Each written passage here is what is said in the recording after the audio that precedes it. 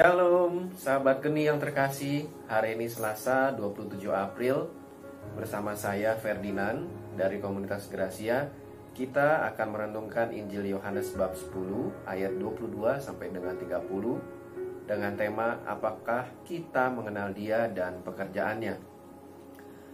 Hari raya pentahbisan bermula dari zaman Yudas Makabeus di tahun 164 sebelum Masehi, melakukan pentahiran dan pengudusan kembali bait Allah. Setelah sebelumnya bait Allah diperlakukan dengan najis oleh Raja Syria, yakni Antiochus Epiphanes, dengan mengorbankan hewan babi di altar bait Allah sebagai persembahan kepada dewa-dewa kafir. Bagi umat Yahudi, babi adalah hewan yang haram. Antiochus juga melakukan penghinaan dengan memakai ruangan-ruangan di bait Allah sebagai tempat asusila. Kemudian Yudas Makabeus bangkit dan mengusir Antiochus dan mentahbiskan kembali bait Allah tersebut. Itulah peringatan pentahbisan yang dilakukan dan masih dilakukan oleh umat Yahudi yang disebut Hari Raya Hanukkah atau Hari Raya Terang. Melalui percakapan Tuhan Yesus dengan orang Yahudi di Serami Salomo, terlihat bahwa meski beberapa orang Yahudi telah menjadi muridnya dan ada banyak orang yang terus mengikutinya, namun tetap banyak orang masih belum begitu yakin, sehingga mereka terus mempertanyakan siapakah Dia sebenarnya.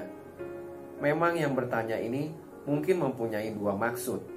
Apakah betul-betul murni ingin mendapatkan kepastian tentang Dia adalah Mesias dan menjadikannya Raja yang diurapi untuk memimpin umat Yahudi bagi pembebasan dari penjajahan Romawi, atau maksud lain dari pertanyaan orang Yahudi untuk bisa menjebaknya sebagai alasan untuk melemparinya dan membawa dia ke pengadilan agama Yahudi karena dianggap menghujat Allah.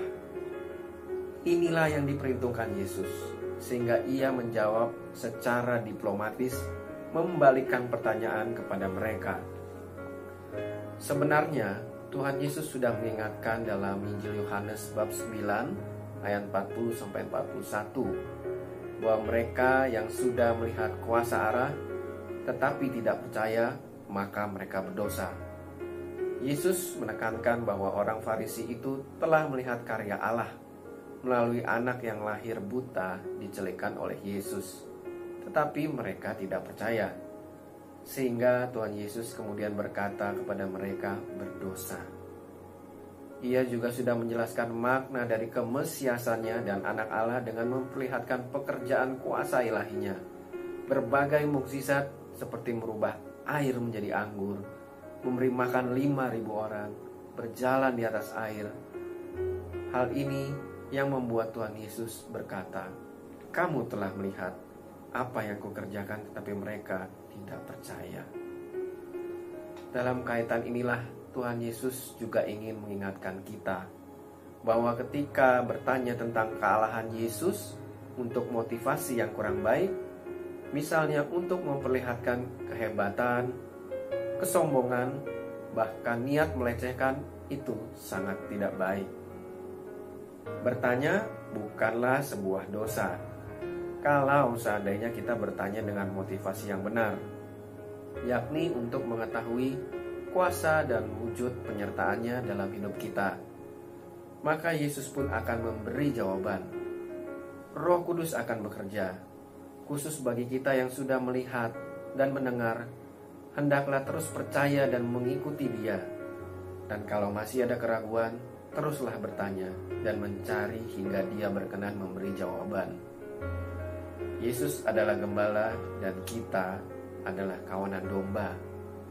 Relasi gembala dengan domba menegaskan hubungan antara dia dan pengikutnya. Ucapan Yesus sangat lugas pada ayat 28 sampai 29. "Aku memberikan hidup yang kekal kepada mereka, dan mereka pasti tidak akan binasa sampai selama-lamanya, dan seorang pun tidak akan merebut mereka dari tanganku. Bapakku yang memberikan mereka kepadaku lebih besar daripada siapapun, dan seorang pun tidak dapat merebut mereka dari tangan Bapa." Maka sebagai dombanya yang baik, kita akan selalu mendengar suaranya, setia mengikutinya. Namun tantangan dari dunia bisa datang kapan saja untuk menggoyahkan kita sebagai domba Kristus. Si jahat selalu berusaha mengganggu kita dan mengambil sukacita para pengikut Tuhan. Dalam keseharian, ada banyak suara lain yang menyesatkan, yang membuat kita tidak bisa berkonsentrasi mendengarkan suara Yesus. Acap kali suara-suara handphone terdengar lebih baik ketimbang suara Tuhan yang memanggil kita untuk datang padanya dalam rangkaian doa dan ekaristi. Masih banyak suara-suara lain dalam hidup kita yang membuat suara Tuhan nyaris tidak terdengar. Tidak mengherankan kalau kita bisa berlaku seperti orang-orang Yahudi yang selalu bimbang dengan karya Allah dalam kehidupan. Allah telah melakukan banyak pekerjaan untuk keselamatan kita. Apakah kita mengenal Dia dan pekerjaannya? Kita telah dibaptis menjadi domba-dombanya, namun seringkali tidak bisa mendengarkan suaranya dengan baik.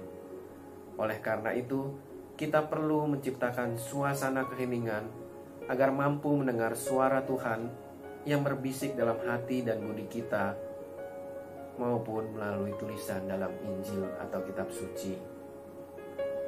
Mari kita berdoa. Tuhan Yesus, buka hati dan telingaku. Semoga di tengah kebisingan dunia dan kesibukanku, aku mampu mendengar suara-Mu dengan lebih baik ketika Engkau memanggil aku untuk datang padamu. Amin. Dalam nama Bapa dan Putra dan Roh Kudus.